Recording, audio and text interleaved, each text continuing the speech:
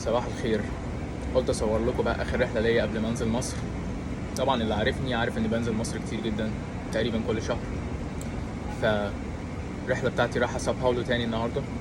لقيت ان الرحله دمها خفيف وسهله، فتقريبا الشهر كله بطير بروح ساو باولو برضو. ففطرت بشرب القهوه بتاعتي، هحلق دقني واخد شاور والبس. ناس كتيره جدا بتسالني على موضوع الدقن.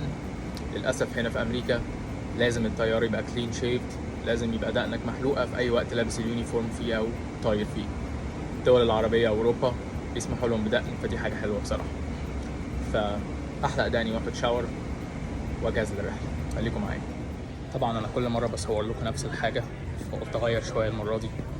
مش محتاج أصور لكم الفطار وباقي الحاجة، فنروح على الكرو روم نعمل برضو كل حاجة، وبعد كده نخلص ونطلع على الطيارة.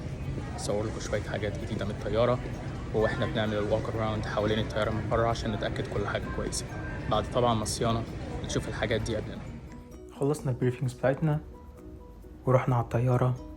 أنا كنت الريليف المرة دي، فبتأكد إن كل حاجة في الطيارة كويسة. بنتشيك كل المعدات بتاعتنا وحاجات الطوارئ، بتأكد إن كل حاجة تمام.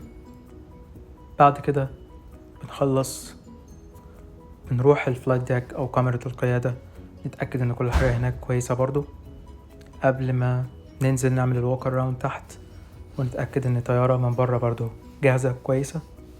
مش احنا بس بنعمل كده، الصيانة كمان بتبص على الطيارة قبلنا، بس احنا بنبص نظرة أخيرة عشان نأكد إن كل حاجة كويسة.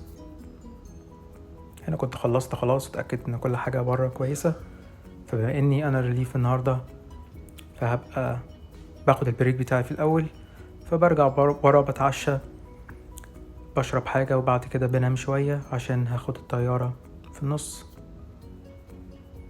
هنا كنت صحيت من البريك بتاعي، بروح باخد القهوة بتاعتي وبجهز إن أنا أخش جوه. هنا كنت خدت الطيارة خلاص من الكرو التاني، أنا والطيار زميلي. ناخد الطيارة بنكمل بيها لحد قبل الهبوط بساعة، بيجي الكرو التاني اللي كان نايم هو اللي بياخد مننا الطيارة. وهنا كنا خلاص وصلنا ساو باولو. رحلة طويلة شوية، حوالي 10 ساعات، بس ممتعة جدا.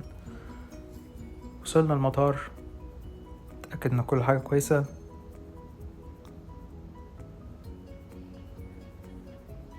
خلصنا وبنخرج من المطار. كالعادة هنلاقي الباص برا، نروح الأوتيل. طبعا في حاجة كتيرة جدا مبقتش أصورها لكم عشان تقريبا انتوا عرفتوا اللي بيحصل.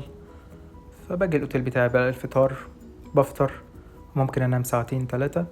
بعد كده نخرج كلنا نتجمع، نروح نتعشى، نعمل حاجة، نسهر مع بعض. بعد كده برجع بجهز للسرير بتاعي عشان هصحى أروح الجيم وانام شوية. بعد كده أجهز للرحلة بتاعت العودة تاني يوم.